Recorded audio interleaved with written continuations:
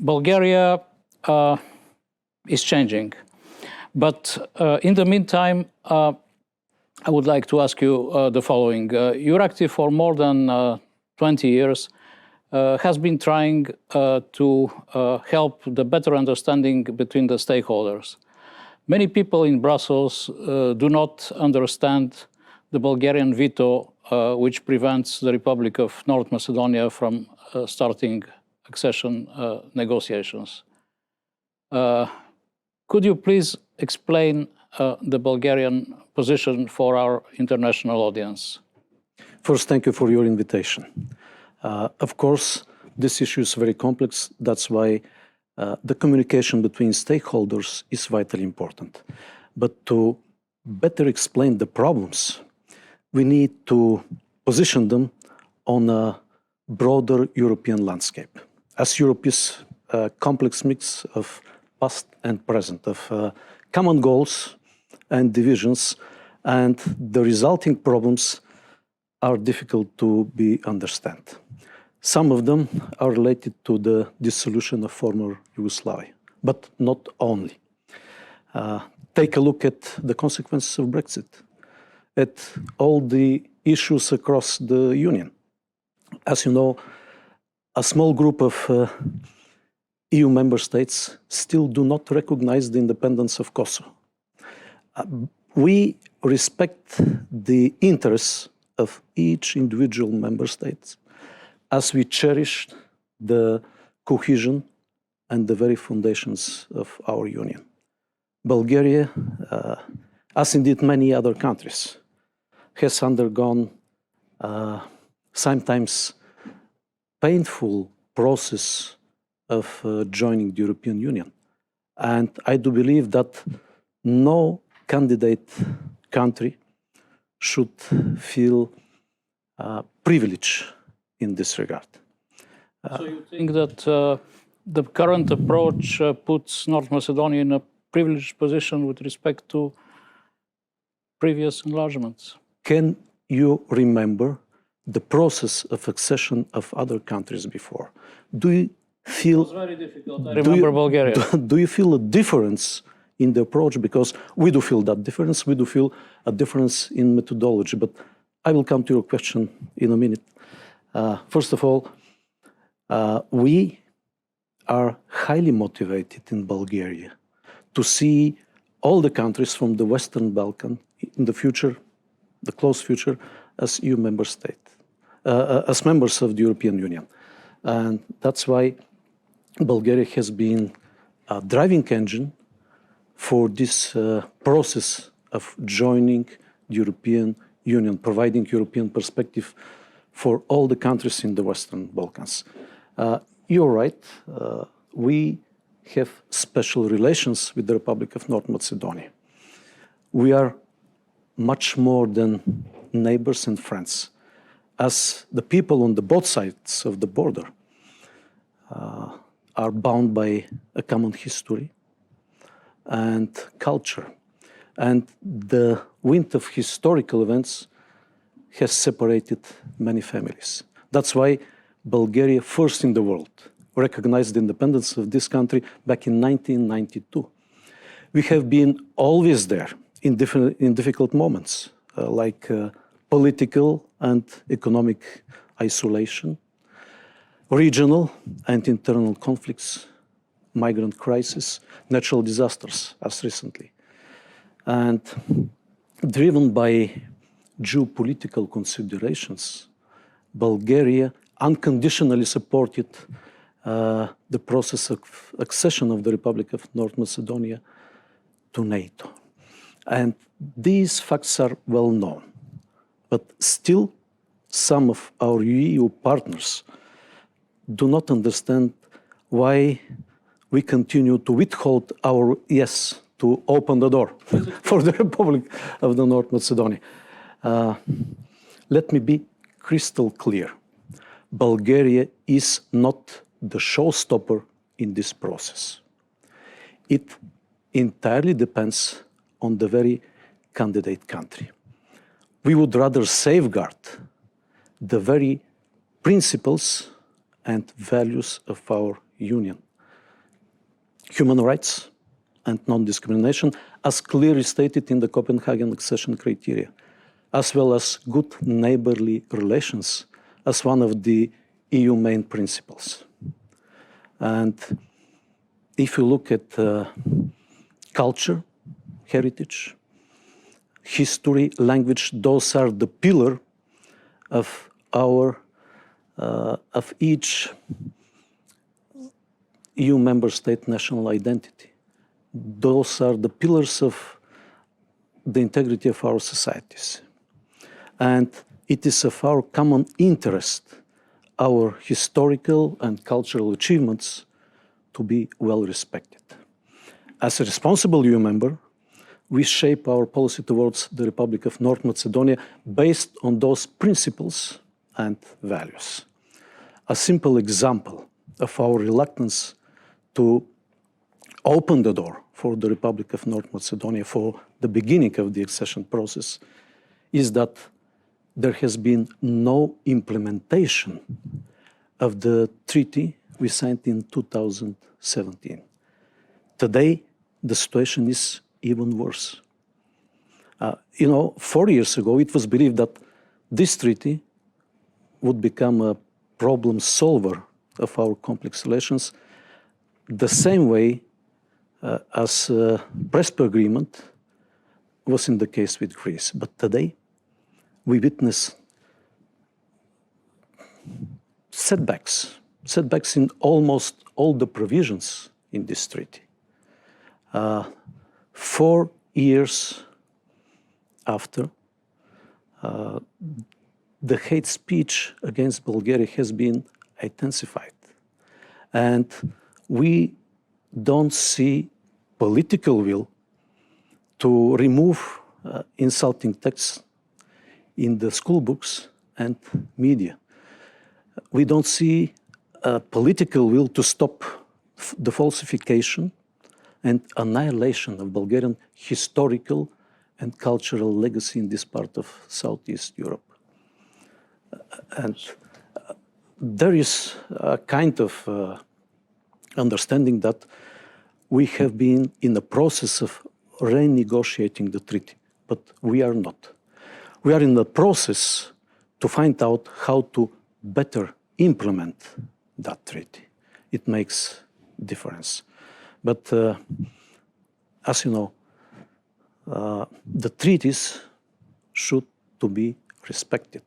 And this is a major precondition to be an EU member.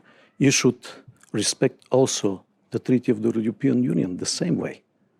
It is just an example what is going on. And our most serious concern, however, is that the Republic of North Macedonia doesn't comply with the very fundamental principles and values of the European Union, talking about human rights, talking about non-discrimination. And the discriminatory treatment of the Macedonian Bulgarians has been going on decades, and this must stop. Today, more than 120,000 Macedonian citizens have also Bulgarian citizenship. They are not just citizens of Bulgaria. They are EU citizens, and this means a lot, talking about human rights. You basically say that the Republic of North Macedonia needs to deliver on this bilateral treaty, but at the same time, there is pressure on Bulgaria to find a solution to the problem. Is there a realistic time frame in which a solution could be found? We can talk about this time frame a little bit later. But the Macedonian Bulgarians should receive equal treatment with all the rest parts of peoples mentioned in their constitution. And the equal treatment and protection of human rights of the Macedonian Bulgarians should find the same constitutional guarantees, should find guarantees in the institutional architecture of this country before we open the door. They need to change their constitution. This is a matter of principles. This is not a matter of negotiation. Do they need to change their constitution? You said the answer. We have listened to many, many declarations for those 4 years since we signed the treaty, but there is no results. So we want to see irreversible, sustainable results, legally bound. And what more than changing the constitution? And talking about terms. This takes time. But this is not a time-driven. This is a result-oriented process. And the duration of the process entirely depends on the country candidate. It is entirely in their hands. For example, do you remember it took them less than 6 months to implement the Prespa agreement, including the process of profound change of the constitution. They even changed the name of the country. And here comes the question why it should be difficult to add one word, one single word, Bulgarians, on equal footing with Albanians, Serbs, Bosniaks, Turks, and all the rest. And that would open the door to them. And all the rest. This is one. This is one of the factors to open the door. But I have heard, and who could be against, including the Bulgarians. I have heard the argument that they will be not able to get 2/3 majority in the parliament for this. But why? Can anybody explain the problem? As each candidate country should show commitment with all its institutions to the integration process. As I said, without constitutional and all other guarantees for the equality of the Macedonian Bulgarians, the door will stay open. Of course, the process could be much faster, provided the leadership of the North Macedonia is committed to undertake bold decisions and steps to accelerate the process. In fact, we can use the time in parallel so that the negotiators could finalize all the modalities and timetables for all the other requirements. But maybe Bulgaria should have found these solutions years before, don't you think? Bulgaria has always believed that, we are brothers. And as brothers, there will be mutual respect of human rights. As brothers, there will be equal treatment. But after 4 years, after we signed the treaty in 2017, we witnessed that there is no progress. That's why this time we insist on specific results. And back to your question about the accession process and the methodology. I would like to use this opportunity and to drive the attention of our EU partners on the very process and methodology applied especially to the Republic of North Macedonia. I do not believe that exerting mass pressure on the member state country, in our case Bulgaria, instead of the candidate country, North Macedonia, is a working solution. Instead of trying to extract unilateral concessions from Bulgaria, it is much better for our EU partners to encourage the Republic of North Macedonia to work more seriously on the accession criteria and on implementing their treaty obligations towards Bulgaria. Rushing, it's another reason.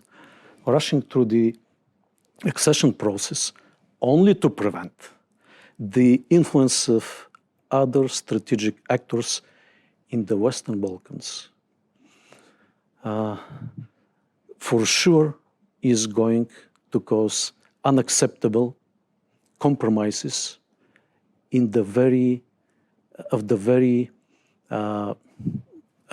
values and principles of the European Union, and would inflict more serious and heavy problems for the Union in the future. Moreover, trying to press us to accept unacceptable compromises for Bulgaria could inflict heavy political instability in a member state like my country, as the majority of Bulgarian people support a fair solution of the process. And after very intensive communication with our EU partners, they finally started understanding that this problem goes far beyond any local quarrel between two neighbors on history, that this problem touches the very foundations of the Union. And if we don't provide a European vector and shape of this process, it could easily go beyond a control in the years to come. That's why we strongly insist to have guarantees, European guarantees in the negotiation framework, so that the problems generated by the legacy of the former Yugoslavia will be not infiltrated in our European family. That's why we insist that our treaty, as well as Prespa agreement, will become integral part of the negotiation process to guarantee its irreversibility and sustainability. I try to imagine how your words would be perceived in Skopje. It looks like in the Republic of North Macedonia, they expected change in Bulgaria with the new government and so on. But if I understand correctly, the position vis-à-vis North Macedonia has not changed. Listen, I'm optimistic.